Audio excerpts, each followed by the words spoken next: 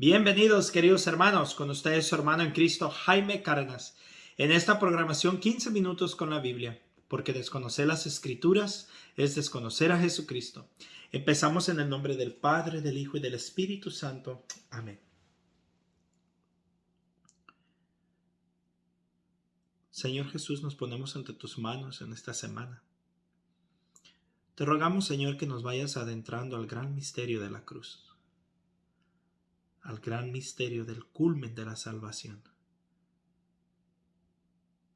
Te ruego que nos vayas demostrando a medida que vayamos leyendo estos pasajes, cómo aunque pasemos por los caminos más oscuros, siempre hay una resurrección. Perdónanos cuando a veces se nos olvida eso, Señor, y danos fuerza para continuar. Y cuando no podamos y tengamos nuestras caídas, nos envíes hermanos cirineos que nos ayuden a levantarnos y continuar. El cirineo no le quitó la cruz, le ayudó a cargar la cruz. Y a veces nosotros así terminamos, Señor, cansados y necesitamos quien nos ayude a cargar la cruz. Por eso nos abandonamos ante tu presencia y que tu palabra nos siga hablando. En el nombre del Padre, del Hijo y del Espíritu Santo. Amén. Vamos a continuar, mis hermanos, con San Juan, capítulo 19. Entonces Pilato tomó a Jesús y ordenó que fuera azotado. Los soldados hicieron una corona de espinas y se la pusieron en la cabeza. Le echaron sobre los hombros una capa de color rojo púrpura y, acercándose a él, le decían: «¡Viva el Rey de los judíos!» y le golpeaban en la cara.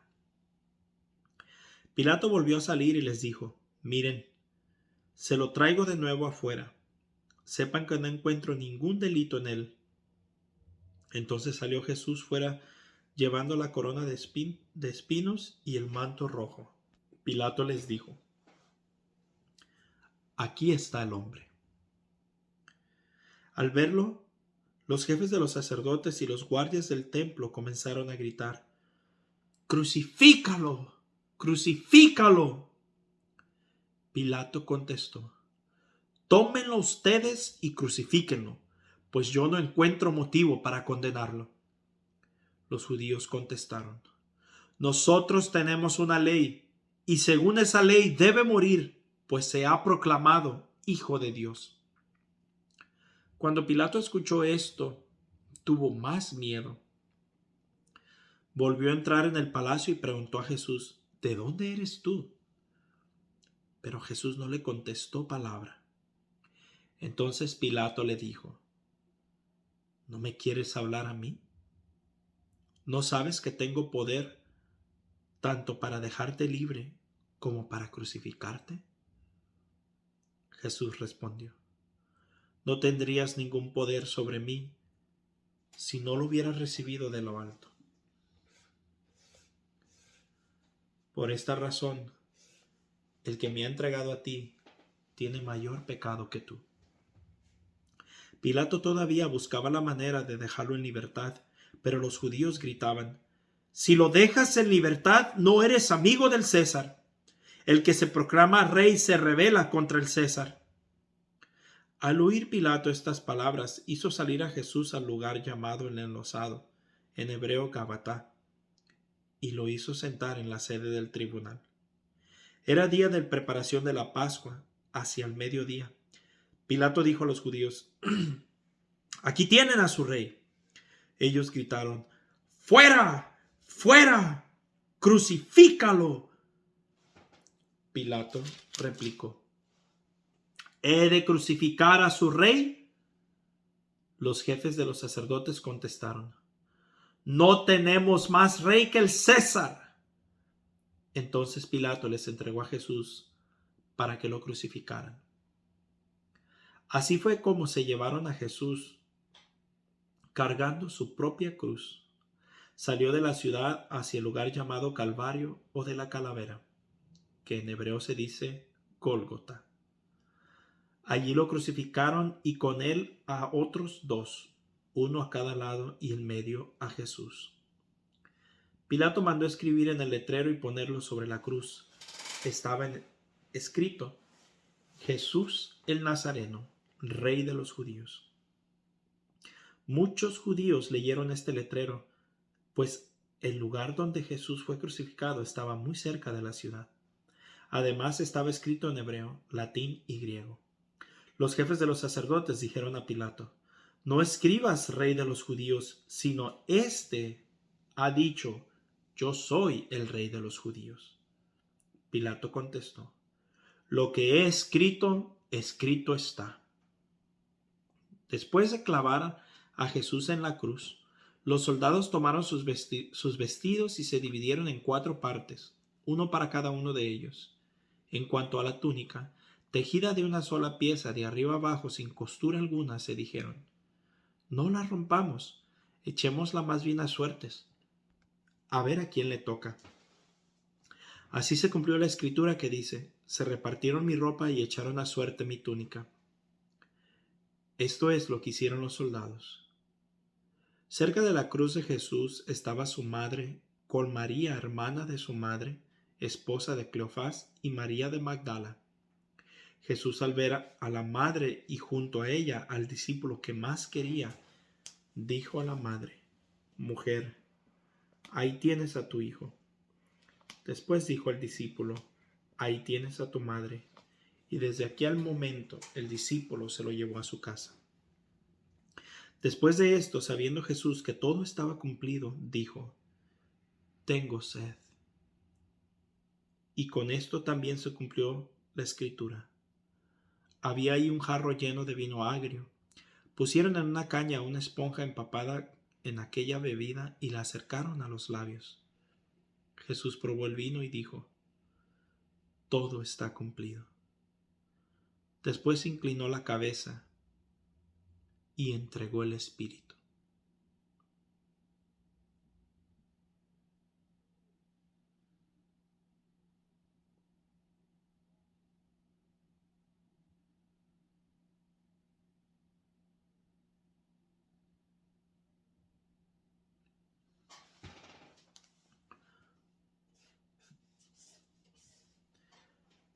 Como era el día de la preparación de la Pascua, los judíos no querían que los cuerpos quedaran en la cruz durante el sábado, pues aquel sábado era un día muy solemne.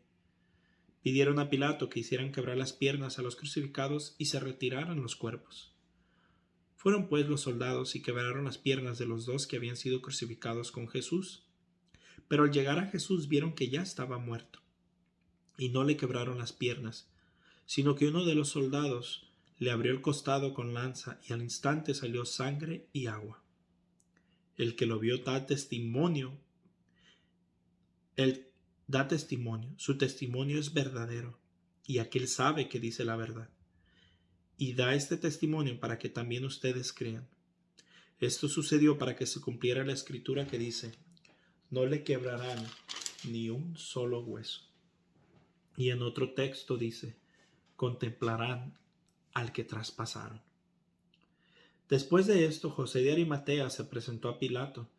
Era discípulo de Jesús, pero no lo decía por miedo a los judíos.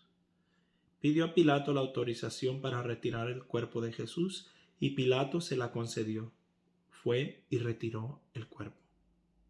También fue Nicodemo, el que había ido de noche a ver a Jesús, llevando unas 100 libras de mirra perfumada y aloe. Tomaron el cuerpo de Jesús y lo envolvieron en lienzos con los aromas, según la costumbre de enterrar a los judíos. En el lugar donde había sido crucificado Jesús había un huerto, y en el huerto un sepulcro nuevo donde todavía no había sido enterrado nadie. Como el sepulcro estaba muy cerca y debían respetar el día de la preparación de los judíos, enterraron ahí a Jesús. Palabra de Dios. Te alabamos, Señor. Pues bien, mis hermanos, hemos terminado en los 4 evangelios la vida de Jesucristo. Y aquí es donde termina nuestro Señor crucificado. Vamos a entrar en una Semana Santa donde ojalá no sea como cualquier otro día. Ojalá este día o esta semana, por lo menos esta semana la vivamos con intensidad. Yo te voy a recomendar que por lo menos el jueves, viernes, sábado, no trabajes, no hagas nada. Estos días son para meditar y profundizar, para que el cuerpo esté en silencio, en sintonía. El Salvador ha muerto. Esos días son para entrar dentro de nosotros y analizar cómo estamos, analizar qué podemos dejar morir en nuestra vida que no nos esté acercando a Dios. ¿Qué tiene que morir dentro de mí para que Cristo sea resucitado en mi vida? En el capítulo 19, versículo 11 dice, Jesús respondió, no tendrías ningún poder sobre mí si no lo hubieras recibido de lo alto. Por esta razón el que me ha entregado a ti tiene mayor pecado que tú. Pilato le dice anteriormente. Entonces Pilato le dijo, ¿no me quieres hablar a mí? ¿No sabes que tengo poder tanto para dejarte libre como para crucificarte? Mis hermanos, hay muchos poderes allá afuera que nos pueden hacer bastante daño. El poder de la presión social, el poder de la indiferencia, el poder de la... se me escapa la palabra que usaba mucho el Papa Emérito Benedicto XVI, de la relatividad. Que si tú piensas eso está bien, si yo pienso lo otro está bien. Y todos estos poderes han sido recibidos de lo alto. No es que Dios los envíe para destruirnos, sino que ahorita meditaba en esto porque mis hijos me preguntaban, papá, si Dios sabía que vamos a pecar, si Dios sabía todo lo que somos capaces de hacer, ¿por qué permite Jesucristo o por qué permite Dios que hagamos las cosas que podemos hacer? ¿Por qué mejor no nomás nos quita esa voluntad?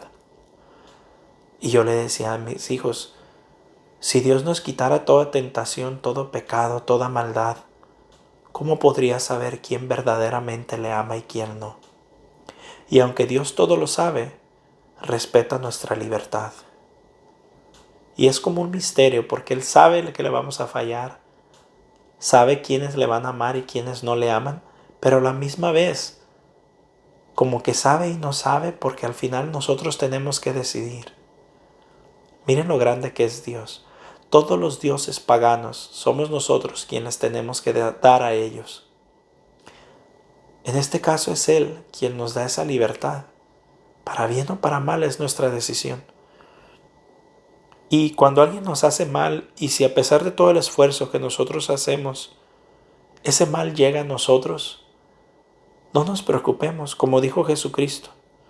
No tendría ningún poder sobre mí si no lo hubiera recibido de lo alto. Hay gente que nos tiene tanto odio que incluso intenta hacernos brujerías, maldades, hechizos.